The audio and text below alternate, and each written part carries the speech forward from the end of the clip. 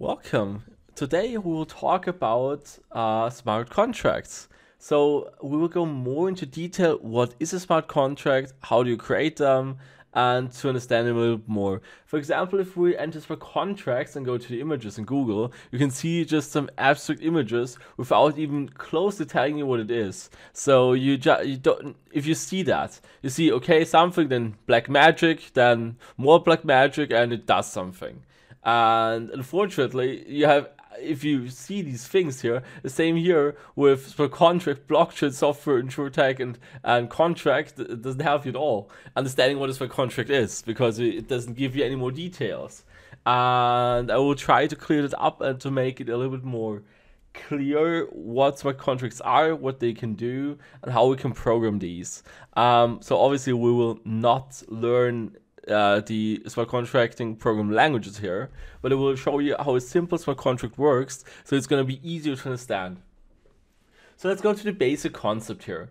With a smart contract is generally speaking able to save a state. So for example, we've got here our smart contract. When you deploy a smart contract, the smart contract gets also an address. So the so-called smart contract address.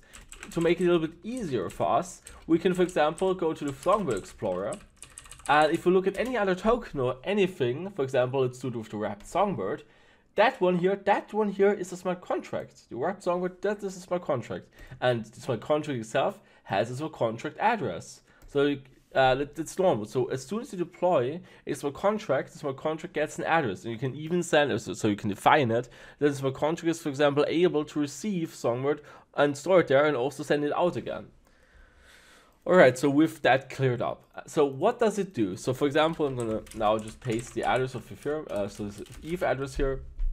So generally speaking, a smart contract is something you can deploy to a blockchain. So currently the most well-known smart contracts are deployed on the Ethereum blockchain, so on the EVM.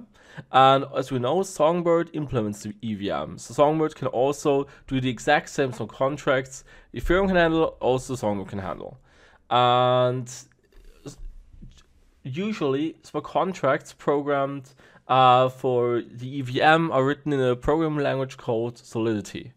And if you want to know more about that, there is a great, that's the smart contract we're going to use later.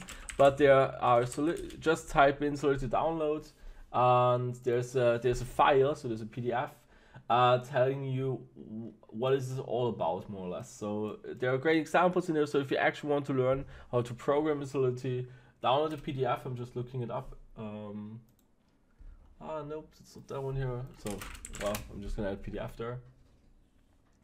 Maybe I'm gonna find it. Yeah, well, just take that one then, I guess. Yes. So just use one of these here. So this is a little bit older. Just try to find a new one, but it's for version 0.8. It's also fine. And they've got lots of examples in there explaining how it works. So if you have some free time, then you can, go over that and try to learn programming. So obviously you need, you would have to start out from zero if you've never programmed before. But yeah, let's go on. Right, so a smart contract is, like I said, being deployed to a blockchain. The state, so a smart contract can store values. So we've got different data types, and we could, for example, say, well, our smart contract should, for example, save the the name of a person, because I don't know, I can't remember names of our friends, and so my smart contract shall remember the name of one of my friends. And for example, we could say, okay, well, I've got a string there, so a string is text. I could just call whatever name. I could define it, for example, just for myself. So I can't remember what my own YouTube channel's name is, and I could say, for example, well, I want that this contract remembers for me. And now other people, and also I can, after deployment, I and other people can interact with the smart contract. I could, for example, say, well, what's the name of the person set here? Then I can retrieve the value. And I also can set it again, which would be a transaction.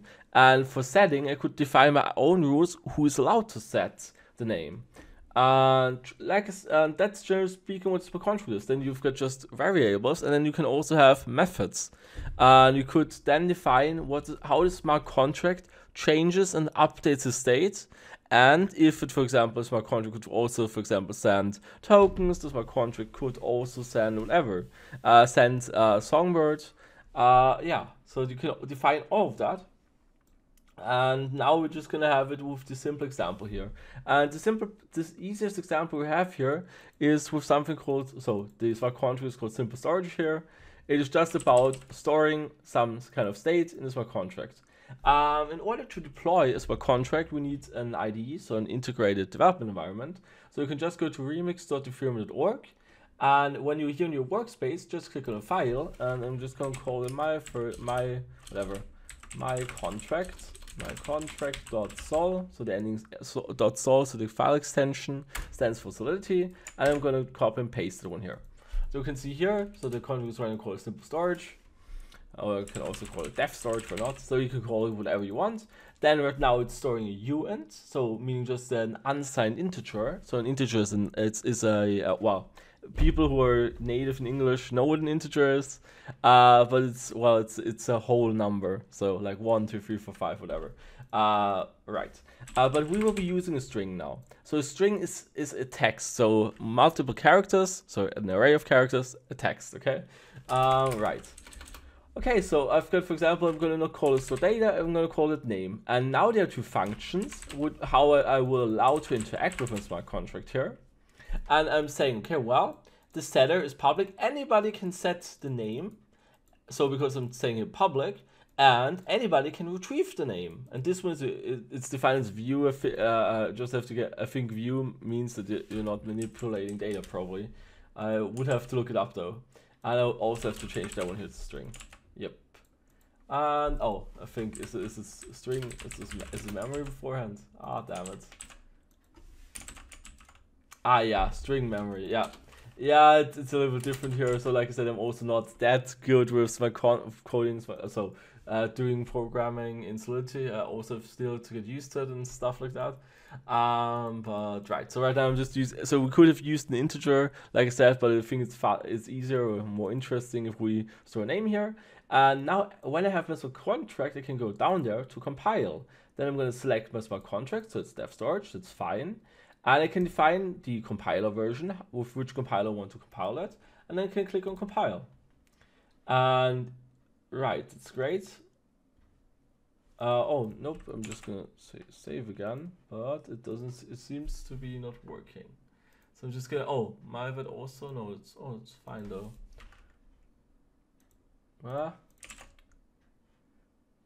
Okay. Well, I guess it should have worked, I guess. Well, it's gone. So it's maybe hopefully just warning of an error. Now when we want to deploy, we can either use the JavaScript VM, so virtual machine in JavaScript, so in the browser more or less.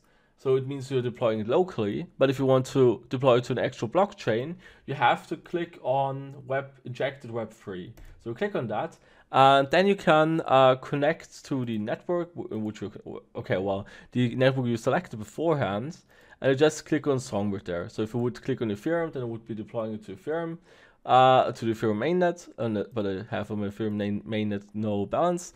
So I'm selecting the Songbird network here. I can deploy to the Songbird network. And as soon as I'm sure that my smart contract is good enough, then I can just click on deploy. And nope, it didn't work because my smart contract apparently is still not ready. Okay, so I'm just gonna quickly pause the video and debug my code again where I screwed up. Alright, so it didn't really change anything here. Apparently it just seems to work afterwards.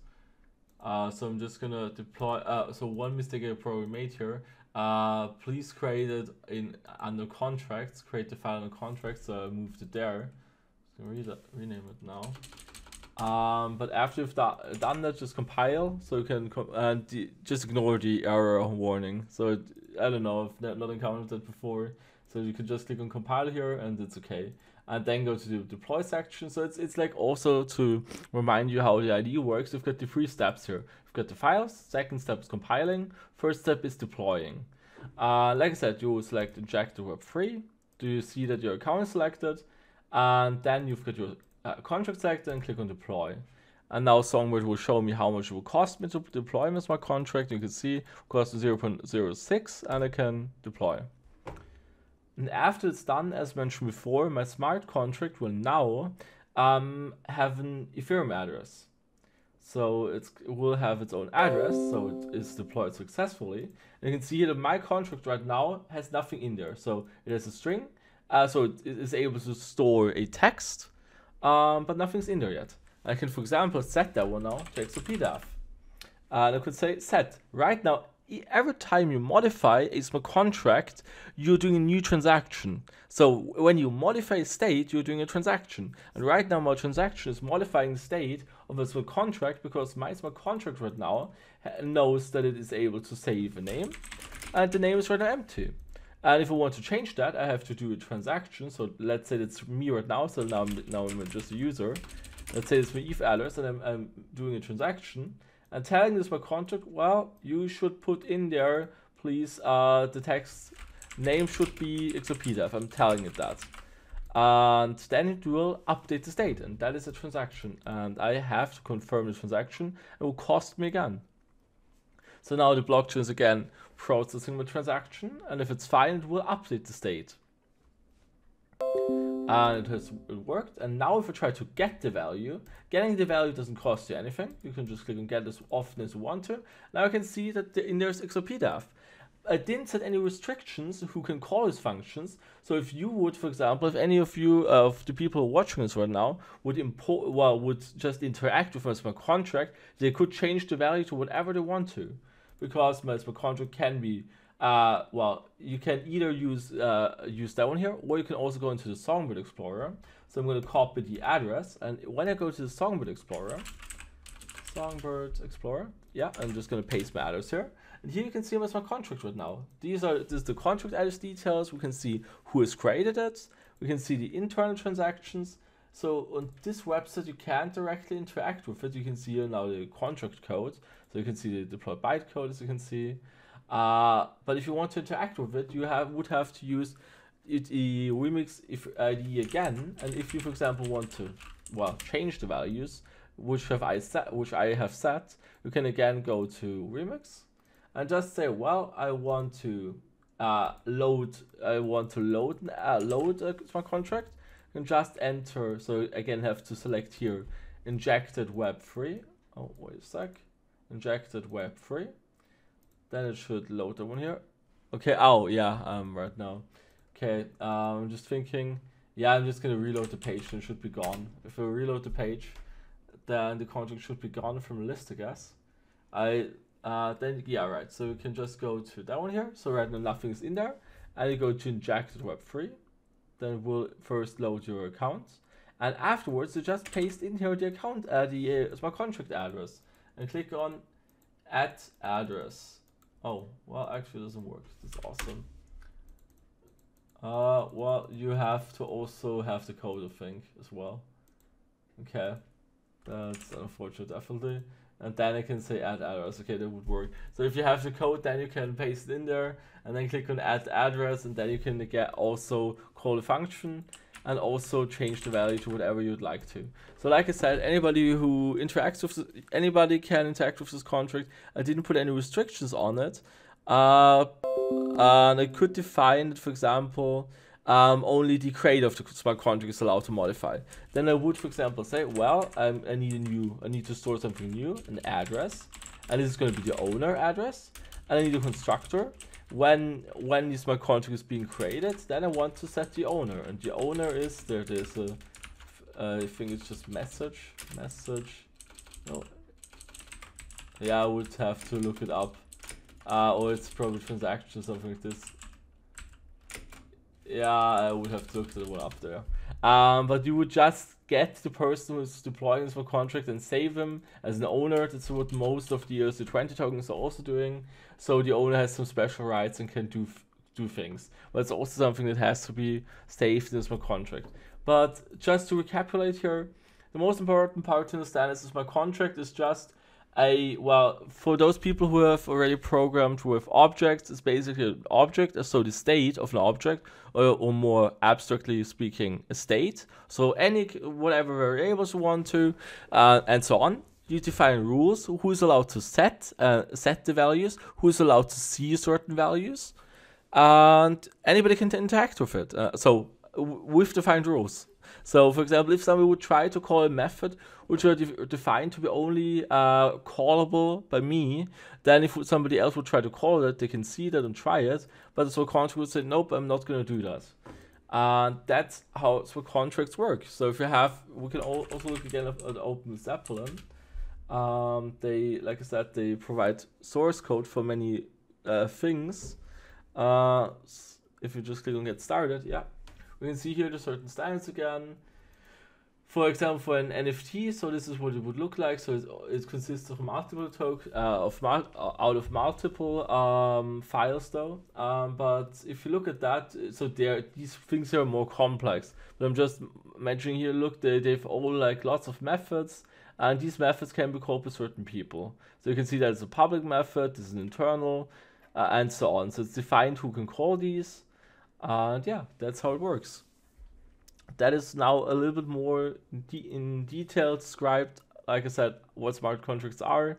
And like I said, you can get so if the methods are public, you can get the values. Anybody can get the values. If you want to set, you're doing a new. So whenever you change the state of a smart contract, you're doing a transaction. If you're just retrieving values, like I said, then you're not changing the state, and it's not a transaction. And yeah, if you have also look again at Songbird, generally speaking, and look at what's happening right now at the blocks, then you can see, for example, right now what's happening here. We can look at the block here, and somebody was calling this smart contract. For example, here we can see a price submitter. So I would assume that this is right now are the FTSOs, so the oracles submitting the prices. And also when you wrap Songbird, so if you use the apps, so any D app you use here, these things here are also, like I said, calling and interacting with smart contracts. If you click on the, yeah, I had that one thing, but if you click on the wrap button here, if you want to wrap some Songbird, and click on submit, that one here is right now just a call on a smart contract. So right now we're calling a function on a smart contract, and if you click on confirm, then right now the smart contract, so the state change, the smart contract is being done. And if you want to unwrap, it's the same. And yeah, that's how it works. And if you, for example, wrap to Songbird, then you're sending to Songbird to the contract address, so to the smart contract of wrapped Songbird. You're sending your own Songbird to that address, and it's being kept on the balance of the other address, and you're getting a token in exchange for that. But so in exchange for your Songbird, you're getting double wrapped Songbird as a tokenized version of a one-to-one collateral, more or less, but in a trustless manner. So you don't have to trust anybody but the code itself here. So that's why you know that they won't do anything malicious. And if you want to unwrap, it's the same. Right now you're giving them your tokens. It would be the opposite here. I'm giving them my tokens, and in exchange, my balance of Songbird is being increased. So they're sending me Songbird. And yeah, that's how it works. Like I said, I hope I was able to make the concept now a little more clear. I hope it's now easier to understand, and also what blocks are, what transactions are, and how, like I said, smart contracts are being called, and what all of that is. And yeah, great. So thanks for watching, and see you in the next one.